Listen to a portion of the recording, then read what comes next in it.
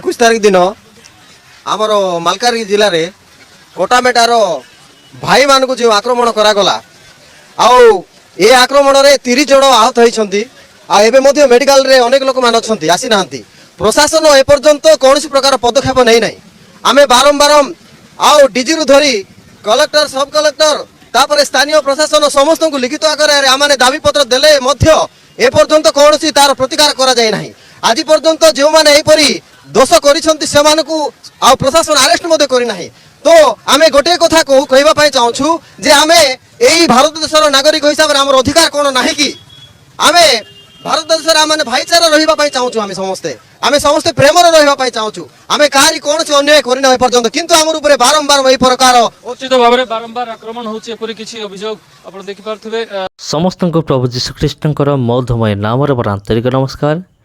ख्रीष्टर प्रिय भाई भौणी मैंने आज आम क्यों विषय आलोचना करा आपण जानी सारी थंबनेल देखिकी विगत किछि दिन तले मो एई चैनल रे गोटे वीडियो मु अपलोड करी जे मालकानगिरी जिले में एक बहुत बड़ रैली होगापी जाऊँचे।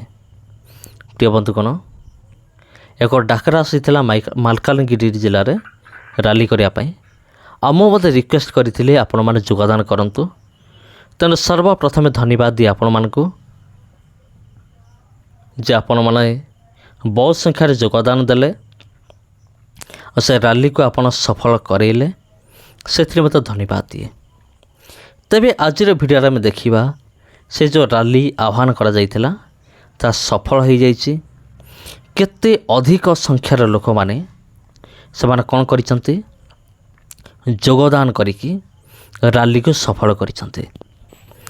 तेबे प्रिय बंधुगण आपण मानक मध्यरु अनेक हुए तो भावुथिबे रैली रे एमती कौन अच्छे आमे रैली आमे कहीं करिबा रैली रे एमती कौन रही जे आमे करिबा। प्रिय बंधुगण रैली हूँ एक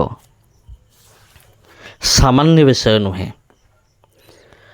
रैली जेते बड़ हम आउ जो देश रैली करा जाए ताहा मध्य सेते शीघ्र सफल हम एटा हुए तो आपण जानिथिबे।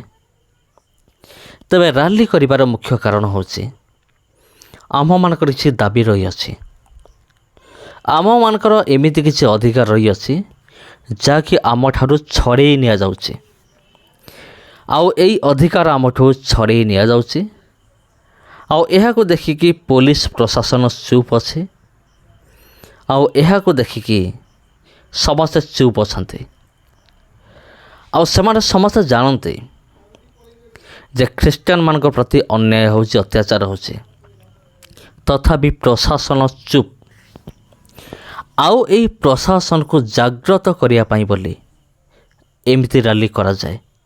आमर ख्रीस्टान भाई भनी माने बेले बेले एमती रैली करती जेपरिक प्रशासन जागृत हब।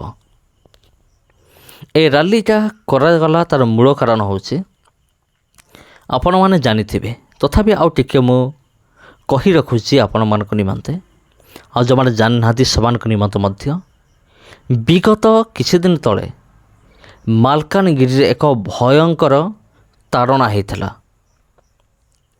कौन होता ना गोटे चर्च भितर बसिकी आमर ख्रीस्टान भाई भौणी मैंने जिते प्रार्थना करुले उपासना करुले सेतेबेले से गाँव थिबा किछि ख्रीस्टियन विरोधी माने से चर्च रे पसिकी हंगामा कले भंगारुजा कले आमर ख्रीस्टान भाई भौणी मानकु मन इच्छा पिकिले ठेंगा बाड़ी अस्त्र शस्त्र धरिक आसीथिले। एटा होछि समानकर औकात और समानकर धर्मर एटा होछि औकात अन्य कार उपासना रे जाकि बाधा दबा आ ताको हैरान करिबा धर्म नाम रे दंगा सृष्टि करिबा एटा तांकर भगवान माने तांको सिखैचंती सेतिबा सेमान आसिक एमती करंती आ सेमान आसिकी आक्रमण कले बहुत मरणात्मक आक्रमण कले आउ कौन है ना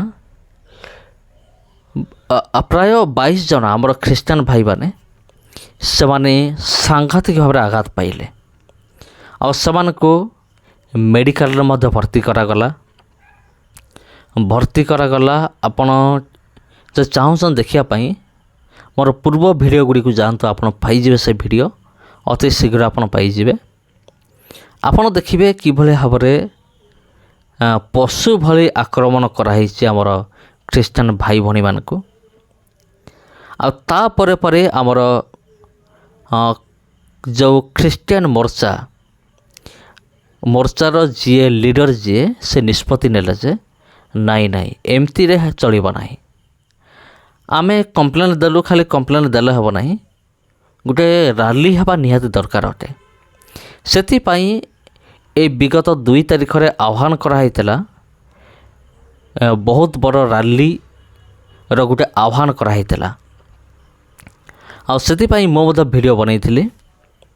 ଆଉ ସେଇ ରାଲିରେ ବହୁତ ସଂଖ୍ୟକ ଆମର ଖ୍ରୀଷ୍ଟିଆନ ଭାଇ ଭଉଣୀମାନେ ଯୋଗଦାନ କରିଥିଲେ। ଆଉ ଯୋଗଦାନ କରିବା ମଧ୍ୟ ବାଞ୍ଛନୀୟ ଥିଲା, ଉଚିତ ଥିଲା। ଆଉ ଯାହା ହେଉ ଆପଣମାନେ ଗଲେ, ଯୋଗଦାନ କଲେ, ସେଥି ନିମନ୍ତେ ଆମେମାନେ ବହୁତ ଖୁସି। ଯେହେତୁ ଆପଣମାନେ ସଫଳ କଲେ ସେ ରାଲିକୁ, ସେଥି ନିମନ୍ତେ। ତେବେ ପ୍ରିୟ ବନ୍ଧୁଗଣ, ସେ ରାଲି କରିବାର ଉଦ୍ଦେଶ୍ୟ ହେଉଛି ଆମର ଅଧିକାରକୁ ଛଡ଼େଇ ନିଆଯାଉଛି, ଯେଉଁଠିକି ଆମର ଅଛି ଧର୍ମଗତ ସ୍ୱାଧୀନତା ଅଧିକାର। ଆର୍ଟିକିଲ୍ 25 ଆପଣ ପଢ଼ିବେ, ସେଠି ଲେଖା ଅଛି ଜଣେ ବ୍ୟକ୍ତି ନିଜର ଇଚ୍ଛା ଅନୁସାରେ ନିଜ ଧର୍ମକୁ ଗ୍ରହଣ କରିପାରିବ, ଅଭ୍ୟାସ କରିପାରିବ, ନିଜ ଇଚ୍ଛା ଅନୁସାରେ ନିଜ ଧର୍ମକୁ ପରିବର୍ତ୍ତନ କରିପାରିବ। ଏଇଟା ସମ୍ବିଧାନରେ ଲେଖା ଅଛି। କିନ୍ତୁ କିଛି ଅସାମାଜିକ ଦଳର ଲୋକମାନେ ସେମାନେ ମାଲକାନଗିରିରେ ଥିବା ଖ୍ରୀଷ୍ଟିଆନ ବିଶ୍ୱାସୀ ଭାଇ ଭଉଣୀମାନଙ୍କର ନିରୀହତାର ସୁଯୋଗ ନେଇକି ସେମାନେ କ'ଣ କରିଛନ୍ତି? ଆକ୍ରମଣ କରିଛନ୍ତି। ଆଉ ଯାହାଫଳରେ ଏକ ବହୁତ ବଡ଼ ରାଲି ହେଉଛି। ଆଉ ଯେଉଁମାନେ ଆକ୍ରମଣ କରୁଛନ୍ତି ସେମାନଙ୍କ ପଛରେ ବି କିଛି ପଲିଟିକାଲ ପାୱାର ରହୁଛି, ଯାହାଫଳରେ ପୁଲିସ ମଧ୍ୟ ଜାଣିକି ନ ଜାଣିଲା ଭଳିଆ ରହୁଛି, ଆଉ କିଛି ଆକ୍ସନ୍ ନେଉନାହିଁ, କିଛି ନାହିଁ। ସେ ଯାହା ହେଉ ରାଲି ସେଥିପାଇଁ କରାଯାଉଛି। ରାଲି ଏଥିପାଇଁ କରାଯାଏ ଯେପରିକି ପ୍ରଶାସନ ବାଧ୍ୟ ହେବ, ପୁଲିସ ବାଧ୍ୟ ହେବ ଆକ୍ସନ୍ ନେବା ପାଇଁ। ଆଉ ସେଥିପାଇଁ ଏ ରାଲି କରାଗଲା। ତେବେ ସମସ୍ତଙ୍କୁ ପ୍ରଭୁ ଯୀଶୁଙ୍କର ମଧୁମୟ ନାମରେ ଆନ୍ତରିକ ନମସ୍କାର। ତେବେ ପ୍ରିୟ ବନ୍ଧୁଗଣ, ଏ ଭିଡ଼ିଓକୁ ନେଇକି ଆପଣ କ'ଣ ଭାବୁଛନ୍ତି କମେଣ୍ଟ କରନ୍ତୁ। ସମସ୍ତଙ୍କୁ ନମସ୍କାର। ପୁଣି ଭେଟ ହେବ, ଦେଖା ହେବ ଆପଣଙ୍କ ସହିତ ଆଉ ଗୋଟେ ଭିଡ଼ିଓରେ, ଆଉ ଗୋଟେ ଅଧ୍ୟାୟରେ। ସମସ୍ତଙ୍କୁ ପ୍ରଭୁ ଯୀଶୁଖ୍ରୀଷ୍ଟଙ୍କର ମଧୁମୟ ନାମରେ ଆନ୍ତରିକ ନମସ୍କାର। 21 ତାରିଖ ଦିନ ଆମର ମାଲକାନଗିରି ଜିଲ୍ଲାରେ କୋଟାମେଟାର ଭାଇମାନଙ୍କୁ ଯେଉଁ ଆକ୍ରମଣ କରାଗଲା, ଆଉ ଏ ଆକ୍ରମଣରେ 30 ଜଣ ଆହତ ହୋଇଛନ୍ତି। ଆଉ ଏବେ ମଧ୍ୟ ମେଡ଼ିକାଲରେ ଅନେକ ଲୋକମାନେ ଅଛନ୍ତି, ଆସିନାହାନ୍ତି। ପ୍ରଶାସନ ଏପର୍ଯ୍ୟନ୍ତ କୌଣସି ପ୍ରକାର ପଦକ୍ଷେପ ନେଇନାହିଁ। ଆମେ ବାରମ୍ବାର ଆଉ ଡିଜିରୁ ଧରି କଲେକ୍ଟର, ସବ୍ କଲେକ୍ଟର, ତାପରେ ସ୍ଥାନୀୟ ପ୍ରଶାସନ ସମସ୍ତଙ୍କୁ ଲିଖିତ ଆକାରରେ ଆମେ ଦାବିପତ୍ର ଦେଲେ ମଧ୍ୟ ଏପର୍ଯ୍ୟନ୍ତ କୌଣସି ତାର ପ୍ରତିକାର କରାଯାଇ ନାହିଁ। ଆଜି ପର୍ଯ୍ୟନ୍ତ ଯେଉଁମାନେ ଏହିପରି ଦୋଷ କରିଛନ୍ତି ସେମାନଙ୍କୁ ଆଉ ପ୍ରଶାସନ ଆରେଷ୍ଟ ମଧ୍ୟ କରିନାହିଁ। ତ ଆମେ ଗୋଟିଏ କଥା କହିବା ପାଇଁ ଚାହୁଁଛୁ ଯେ ଆମେ ଏହି ଭାରତ ଦେଶର ନାଗରିକ ହିସାବରେ ଆମର ଅଧିକାର କ'ଣ ନାହିଁ କି? ଆମେ ଭାରତ ଦେଶରେ ଆମେ ଭାଇଚାରା ରହିବା ପାଇଁ ଚାହୁଁଛୁ। ଆମେ ସମସ୍ତେ ପ୍ରେମରେ ରହିବା ପାଇଁ ଚାହୁଁଛୁ। ଆମେ କାହାରି କୌଣସି ଅନ୍ୟାୟ କରିନାହୁଁ ଏପର୍ଯ୍ୟନ୍ତ, କିନ୍ତୁ ଆମର ଉପରେ ବାରମ୍ବାର ଏହି ପ୍ରକାର ଉଚିତ ଭାବରେ ବାରମ୍ବାର ଆକ୍ରମଣ ହେଉଛି, ଏପରି କିଛି ଅଭିଯୋଗ ଆପଣ ଦେଖିପାରୁଥିବେ।